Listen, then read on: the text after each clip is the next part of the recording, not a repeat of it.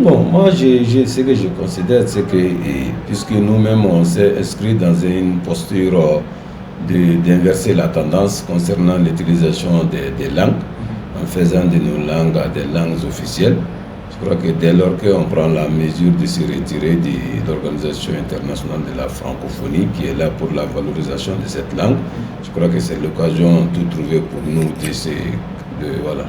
de nous consacrer à la promotion de nos langues, à la promotion réelle de nos langues. Je crois que cette fois-ci, nous devons ouvrir une page pour nos langues.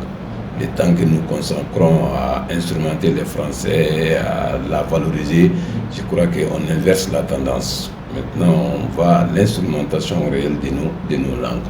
Non, la francophonie, pour moi, c'est un organe d'abord politique pour la promotion de la langue française. Et voilà, c'est une association des pays qui se partagent une même langue, la langue issue du colonisateur.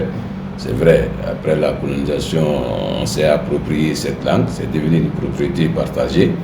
Mais aujourd'hui, si le colonisateur revient pour vouloir que cette langue prenne toujours le dessus alors que le temps colonial est révolu, je crois que c'est l'occasion pour nous de nous ressaisir et voilà, de renoncer à cette langue. C'est vrai, c'est une propriété individuelle aujourd'hui. Chaque individu qui parle le français devient un bien pour lui. C'est vrai, on ne peut pas le rejeter tout de suite. Mais politiquement, on peut inverser la tendance. Bon, en le disant ici, c'est comme si on souhaite que la francophonie disparaisse. Mais puisque nous avons dit que nous ne sommes plus là-dedans, on n'a pas souhaité que la francophonie disparaisse, que ça disparaisse ou que ça reste là. Ça regarde ceux qui continuent d'être dans cette association. Mais nous, dès lors, même si la francophonie est née au Niger, ça ne veut pas dire que le Niger seul a contribué au développement de la francophonie. C'est tous les pays de la francophonie qui ont contribué au développement de la francophonie. Maintenant, sur combien de pays? Moins 3. Alors, est-ce qu'on peut dire que ça va impacter négativement? Moi, je ne le dirais pas ainsi. En le disant, c'est comme si c'est ce que nous souhaitons. J'ai dit bon vent à la francophonie et bienvenue à la promotion de nos langues nationales. C'est l'occasion de tout trouver. Bon, ça me fait rire, surtout quand, en tant que professeur de français, ça me fait rire d'abord. Parce que déjà, certains collègues parlent de voix que, voilà, une voie vers et le chômage. Bon, en fait, c'est pas ça. Et le français, c'est avant tout une langue. C'est une langue comme les autres langues de chez nous. Nous avons acquis des compétences là-dedans. Ces compétences, on peut les utiliser autrement pour améliorer les compétences que nous avons dans nos langues. Vous savez, nos langues, là, nous les parlons, mais en fait, nous ne maîtrisons pas les mécanismes réels de nos langues. Le français, on la parle comme langue.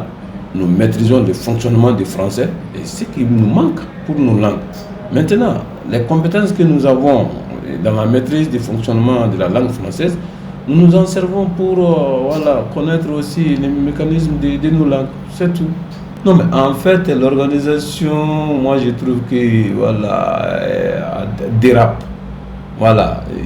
Oui, mais ce n'est pas un gouvernement, et c'est d'un pays pour prendre des sanctions, Finalement, je crois qu'ils sont en train de dire que c'est beaucoup plus politique que linguistique. Alors que pour moi, la francophonie, c'est d'abord la langue et non la politique. Maintenant, la gestion politique de la langue est en train de prendre le pas sur même le développement individuel des pays. Donc je crois que légitimement le Mali a pris ses responsabilités, tout comme le Burkina, tout comme le Niger. Le français n'a pas encore perdu son prestige, ça continue. Jusqu'à présent, dans nos langues, là, dans nos écoles, là, tout se fait en français.